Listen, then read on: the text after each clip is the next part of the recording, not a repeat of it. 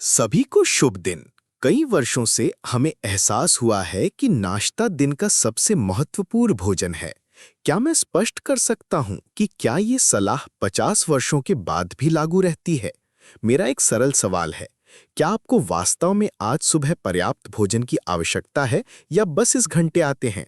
भारत में गर्म चाय, पराठे या इडली सांभर के रूप में मिरिएंडा रखने की प्रथा है। फिर भी क्या आपने कभी महसूस किया है कि वही भोजन भ्रामक हो सकता है और जरूरी नहीं कि ऊर्जावान हो? आज सुबह मैं आपके साथ एक सच्चा इतिहास साझा करूंगा, जिसमें आपके स्वास्थ्य और आपकी दिनचर्या दोनों को बदलने की क्षमता है। पिकार हमेशा एक नुकसान नहीं होता है, बल्कि ये ऊर्जा को पुनर्प्राप्त करने की प्रक्रिया में एक आवश्यक कदम है। वीडियो के अंत में आप एक सरल और कुशल विधि प्रस्तुत कर सकते हैं, जिसके द्वारा आप इसे सत्यापित कर सकते हैं। सुबह के वजन से राहत, रक्त शर्करा और दबाव में सुधार और ध्यान और शक्ति जो उम्र के साथ खो गई थी। कृपया मुझे फिल्म की शुरुआत में टिप्पणियों के अनुभाग में बताएं कि आप भारत का कौन सा शहर या राज्य देखना चाहते हैं। हम आपसे अनुरोध करते हैं कि आप हमसे संपर्क करें।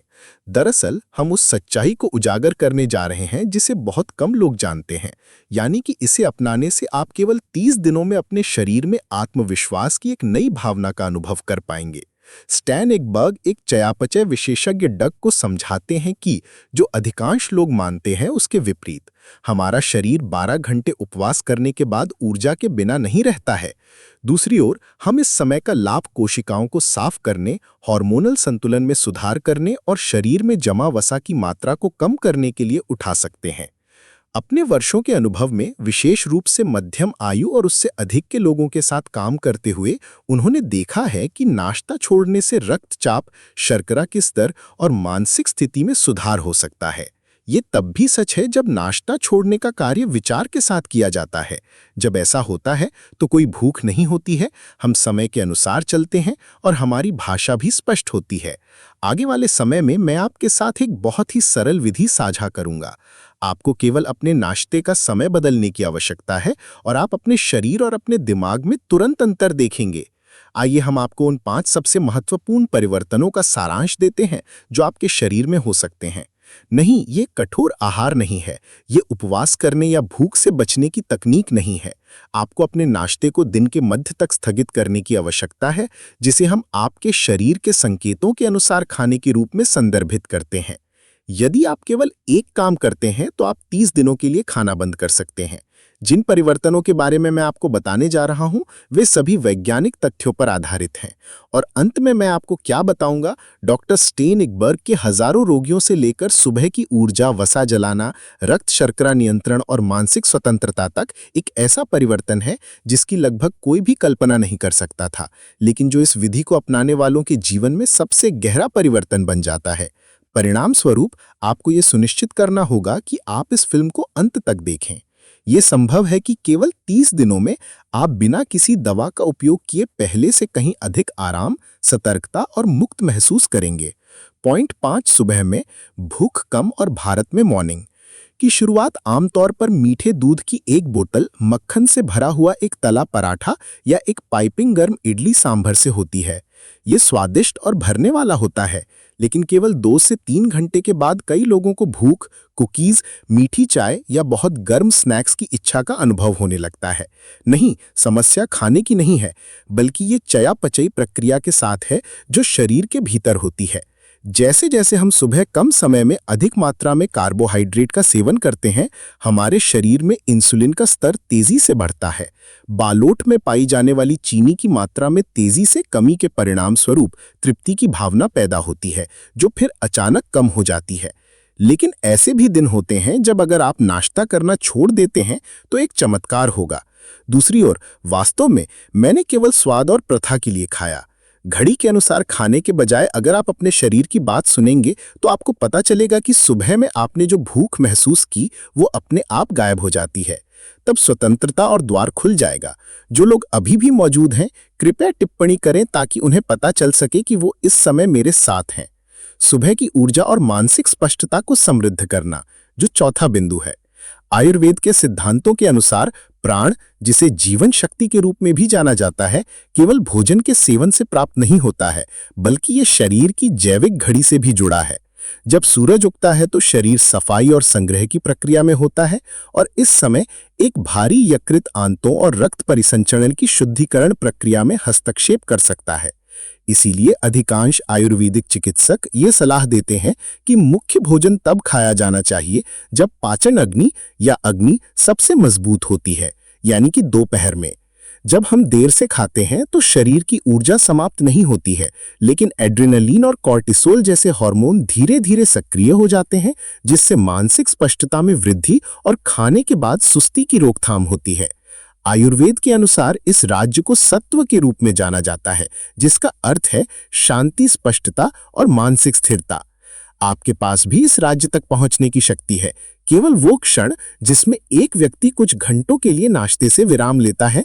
तीसरा, प्राकृतिक तरीकों से फैट बर्निंग और वजन घटाना। जब आप मध्यम आयु तक पहुंचते हैं तो वजन घटाना एक कठिन और लंबी प्रक्रिया है। भले ही आप खाने की मात्रा को कम कर देते हैं और नियमित रूप से व्यायाम करते हैं, तब भी आपका पेट आगे बढ़ेगा। ऐसा होने का कारण क्या है? इसका कारण यह है कि इसके कारण कैलोरी नहीं है, बल्कि हार्मोन इंसुलिन ही है। जब वसा के भंडारण की बात आती है तो इंसुलिन एक हार्मोन है जो सहायता प्रदान करता है। कार्बोहाइड्रेट से भरपूर भोजन के सेवन के साथ साथ कार्ब्स या सफेद रोटी से भरे नाश्ते के परिणाम स्वरूप इंसुलिन का स्तर काफी बढ़ जाता है और साथ ही शरीर का वजन भी नहीं बढ़ सकता है, ये जितना हो सके उतना तेजी से। हालांकि जब आप नाश्ता पर कूद पड़ते हैं और दोपहर में खाना शुरू करते हैं तो आपका इंसुलिन स्तर कम हो जाता है, वृद्धि हार्मोन में वृद्धि होती है और आपका शरीर आपके शरीर में जमा वसा को तोड़ना शुरू कर देता है। स्वाभाविक रूप से इसीलिए जब लोग केवल 30 दिनों के लिए नाश्ते से दूर रहते हैं तो वे 2 से 5 किलोग्राम तक वजन घटाने का अनुभव करते हैं। आहार का पालन ना करने और किसी दवा को ना लेने के बावजूद एक बूढ़ी महिला ने बताया कि 3 सप्ताह बाद वो पुरानी साड़ी पहनने के लिए वापस आ सकती है जो वो पीछे छोड़ आई थी। ये एक चमत्कार नहीं है, बल्कि एक साधारण शरीर विज्ञान है। शरीर इस बात से अवगत है कि यदि उसे आवश्यक समय और स्थान दिया जाए तो वो खुद को ठीक कर सकता है। रक्त में स्वास्थ्य संकेतक सुधार होते हैं। कई वृद्ध लोग ऐसे हैं जो अपनी नियमित जांच में खतरनाक जानकारी पाते हैं। उच्च रक्तचाप, उच्च कोलेस्ट्रॉल, उच्च ट्राइग्लिसराइड लेवल और मधुमेह कुछ ऐसी स्थितियां हैं जो इस श्रेणी में आती हैं। मुख्य रूप से समान है। मेडिकल पेशेवर दवाएं लिखेंगे और आपको हल्का नाश्ता करने और नियमित रूप से खाने की सलाह देंगे। हालांकि वास्तविक वैज्ञानिक समझ ये दर्शाती है कि 30 दिनों की अवधि के दौरान जब आप खाना बंद कर देते हैं तो आपका शरीर एक जैव रासायनिक विश्राम अवधि में प्रवेश करता है, जिसमें रक्त शर्करा की मात्रा स्थिर रहती है। ऐसा इसीलिए है क्योंकि सुबह में आपके रक्त शर्करा की मात्रा में कोई वृद्धि नहीं होती है। इंसुलिन को कम करता है, जो इंसुलिन प्रतिरोध में सुधार करता है और शरीर में वसा की मात्रा को बढ़ाता है, जो बहुत कम घनत्व के ट्राइग्लिसराइड और लाइपोप्रोटीन के कोलेस्ट्रॉल को कम करता है। अध्ययन के निष्कर्षों के अनुसार HbA1c में कमी देखी गई जिन्होंने नाश्ते का सेवन कम किया। उच्च घनत्व और लिपोप्रोटीन डी लो घनत्व के बीच संबंध में सुधार को हृदय रोगों और स्ट्रोक के जोखिम को कम करने से जोड़ा गया है। उपवास की इस अवधि ने शरीर को अपने आंतरिक संतुलन को पुनः बहाल करने का अवसर दिया और इसे आयुर्वेद में अग्नि शुद्धि के रूप में जाना जाता है। अग्नि शुद्धि एक शब्द है जिसका अर्थ है सूक्ष्म पाचन तंत्र का पवित्रीकरण। इसे किसी भी समय बदलने की आवश्यकता नहीं है, बस नाश्ते को छोड़ दें और बिना किसी अतिरिक्त प्रयास के अपने शरीर को सुधार करने का अवसर दें। कई प्रकार के परिष्कृत तेल हैं जिन्हें सबसे खतरनाक माना जाता है, जिनमें दुश्मन और घी वनस्पति के साथ साथ वनस्पति तेल भी शामिल हैं, जो भारत में 50 वर्षों के बाद हाइड्रोजनीकृत किए गए हैं। वर्तमान में मैं सबसे खतरनाक चीज के बारे में जानकारी दूंगा जो भारत के लोगों को 50 वर्षों के बाद भी मिलती है। इसमें वे लोग शामिल हैं जो अपने स्वास्थ्य को लेकर अत्यधिक सतर्क हैं, जैसे कि वे जो पुनर्गठित तेल और गैर संगठित मक्खन का सेवन करते हैं। क्या आप जानते हैं कि प्राचीन भारतीय परंपरा में तेल को भोजन नहीं बल्कि एक औषधि माना जाता था? इसमें सेसमो का ये तेल, सरसों का तेल और विशेष रूप से देसी गाय के दूध से बना घी की आयुर्वेद क्षेत्र में प्रशंसा की गई थी। उनमें से प्रत्येक शुद्ध था, रेफ्रिजरेटर में संग्रहित था और एंटीऑक्सीडेंट से भरपूर था। हालांकि वर्तमान समय में जिसे हम शुद्ध और रेफ्रिजरेटेड मानते हैं, वो हमारे हृदय के कार्य के लिए प्रमुख खतरा बन गया है। रेफ्रिजरेटेड तेल को अत्यधिक उच्च तापमान पर बीज जैसी रासायनिक प्रक्रिया के अधीन किया जाता है, जिसके परिणाम स्वरूप उसके सभी पोषक तत्वों का विनाश हो जाता है और हानिकारक मुक्त कणों का उत्पादन होता है, जिससे ये और भी खतरनाक बन जाता है। पौधों से उत्पादित घी एक कृत्रिम वैरायटी है जिसे एक किफायती विकल्प माना जाता है, जिसमें से एक पेसर में 40% तक ट्रांस फैट होती है। इंस्टीट्यूट डेल कोरासोन द इंडिया द्वारा किए गए एक अध्ययन के अनुसार ये प्रदर्शित किया गया है कि घी वनस्पति के नियमित सेवन से 50 वर्षों के बाद 80% में स्ट्रोक का जोखिम बढ़ जाता है। ये सवाल उठता है कि 50 वर्षों के बाद घी वनस्पति की कौन सी विशेषताएं और भी खतरनाक हो जाती हैं। 50 वर्षों के बाद आपकी धमनियां पहले से ही सदी के टूट-फूट से पीड़ित होना शुरू कर देती हैं। उदाहरण के लिए ट्रांस फैट को एलडीएल बुरा कोलेस्ट्रॉल बढ़ाने और एचडीएल वसा अच्छा कोलेस्ट्रॉल कम करने के लिए